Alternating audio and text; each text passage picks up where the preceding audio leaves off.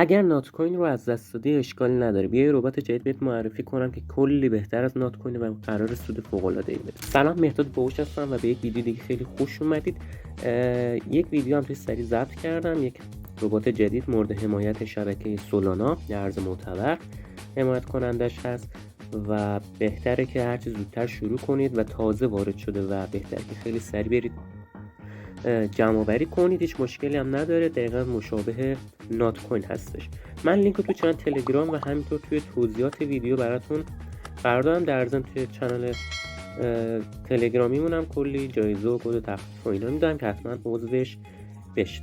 با این لینکی که من گذاشتم به این تازه بهتون 2500 تا هم سکه جایزه میده. روش کلیک میکنیم و از این قسمت استارت ناو رو میزنیم، صبر میکنیم تا بیاد. اگر دیدیم براتون بالا نیومد با فیلتر شکن امتحان کنید. اوکی، دقیقا مثل نات کوین است و وقت شما باید کلیک کنید. کار بسیار بسیار ساده هستش. گزینه‌هاش هم یه مروری با هم میکنیم که شاید برای کاربرانی که جدید باشن هیچ مشکلی پیش نیاد. کلیک کردنش که ساده است، فقط باید روی سکه کلیک کنید تا به موجودیتون اضافه بشه. و این پایین که دارید میبینید دقیقا مثل نات کوین ظرفیت جمع‌آوری شما هستش که هر سری که پر بشه میتونید بیاین و کلیک کنید. از قسمت بوس که یه حالت آتیشی داره میتونید اینجا ارتقا بدین در واقع سطح خودتون رو. مثلا اگه گزینه اول رو بزنم میتونم تعداد 8 تا بکنم 9 تا، یعنی با هر کلیک 9 تا سکه جمع بشه. انرژی لیمیت ذخیره من هستش، منبع ذخیره مثلا من روی 4000 تا هم بزنم میشه 4500 تا. و این ریشارژینگ اسپید هم سرعت شارژ شدن اون ذخیرتون هست. تاپ بات هم که تاپ بات یا هر چیزی، این بات گزینه 4 هم برای جمع آوری خودکار هستش که اگر شما به ربات سر نزد خودش هر 12 ساعت براتون جمع کنه. قسمت استاتس و همون آمار را داریم که در حال حاضر کل موجودی رو داره نشون میده.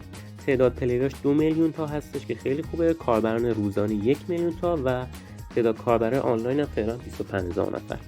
قسمت تسک رو داریم که شما با انجام دادن یه سری از تسک ها بهتون جایزه میده که اگر مشکل نداشتین، حالا من یه پارت دیگه از این ویدیو میسازم بهتون یاد میدم که چطوری این تسک رو انجام بدید. میتونید رفرال گیری هم بکنید، فقط کافی گزینه این گربه رو بزنید و اینجا گزینه اینویت اینفرین رو بزنید و لینک خودتون رو شیر کنید و به دوستانتون اشتراک بذارید و تا اونها هم به شما چیزی برسه.